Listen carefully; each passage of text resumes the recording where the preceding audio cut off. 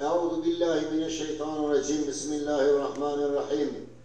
Değerli Kürt halkı, mazlum Kürt halkının tarihine kara bir sayfa olarak giren Halepçe katliamının yıl dönümüne girmiş bulunuyoruz. İnsan celladı Saddam Hüseyin yönetiminin 16 Mart 1988 tarihinde Güney Kürdistan'ın Halepçe kentinde Amerika ve Avrupa ülkelerinden edindiği kimyasal bombalarla Kürt ulusuna karşı bir katliam uyguladı.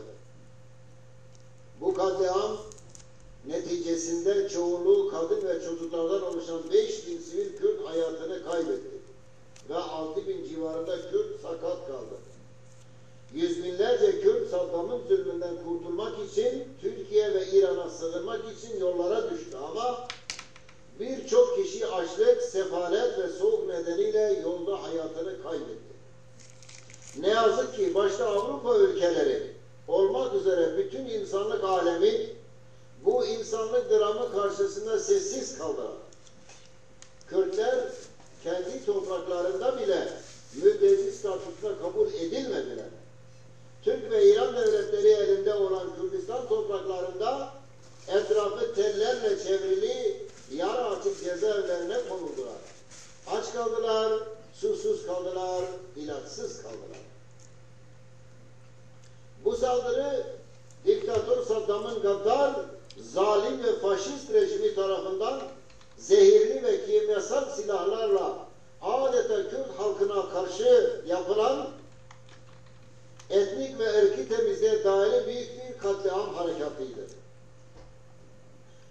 Bu katliam yaşandığı zaman gerek Amerika, Avrupa ve gerekse kendilerine İslam devletleri denilen uydu devletler, evet tüm dünya buna karşı sessiz kaldı.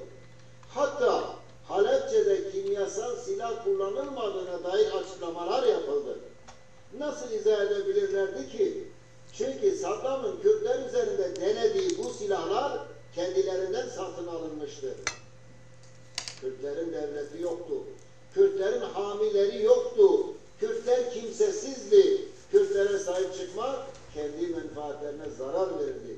Kürtlerin bir trajedi yaşadıklarının ne önemi vardı onlar için? Çünkü onlar genelde dünya ve özellikle Orta Doğu üzerinde kendi sömürgeci politikalarını devam ettirmek, ekonomilerini geliştirmek ve dünya pazarlarını kendi egemenliklerini almak istiyorlar.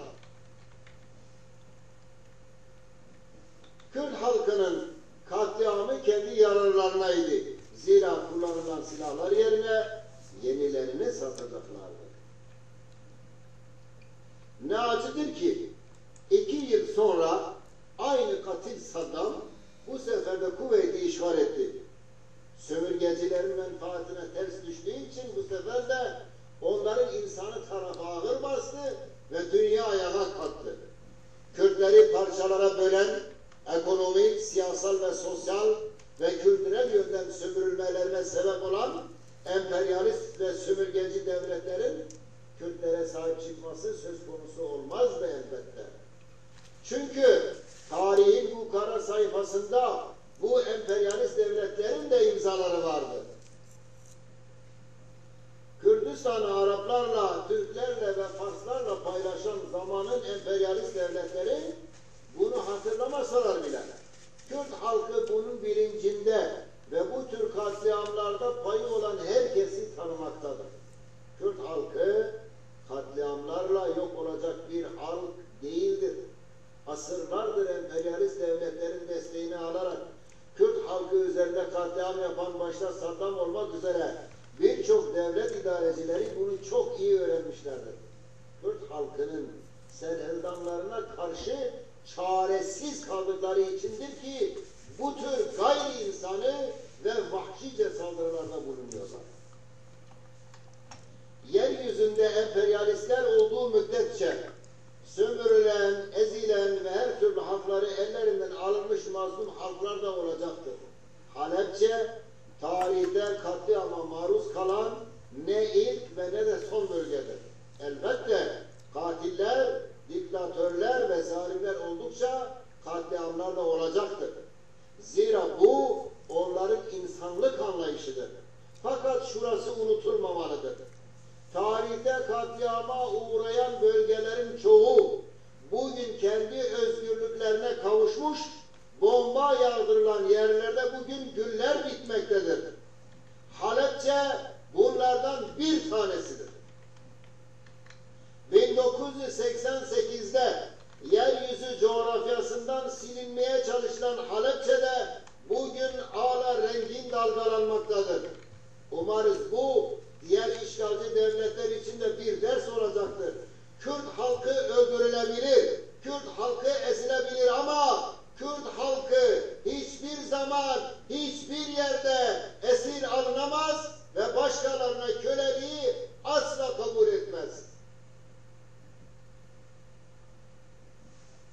Halepçe katliamının yıl dönümü münasebetiyle Kürt ve Kürdistan düşmanlarını ve tüm işgalcileri kınıyoruz. Kürt halkı dimdik ayaktadır.